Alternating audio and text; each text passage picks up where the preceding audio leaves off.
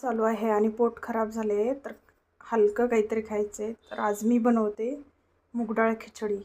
मी इथे घेतले 1 वाटी तांदूळ आणि अर्धा वाटी मुगाची डाळ. चला तर आता खिचडी बनवूया.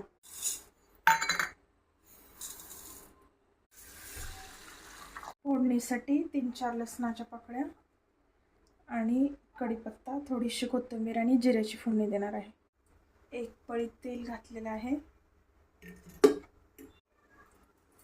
जिरं, लसूण, कढीपत्ता. लसूण लालसर होण्यापर्यंत भाजून घ्यायचा. नंतर तांदूळ टाकायचे आणि अर्धा लिटर पाणी टाकायचं. आता मी पाणी टाकत आहे. 1 चमचा मीठ आणि अर्धा चमचा हळद हलवून घ्यायचं आणि कुकर बंद करून घ्यायचं. 4-5 शिट्ट्या झाल्यानंतर गॅस बंद करायचा. खिचडी तयार झालेली आहे. वरून थोडीशी कोथिंबीर बारीक चिरलेली टाकते मी. खिचडी तयार आहे.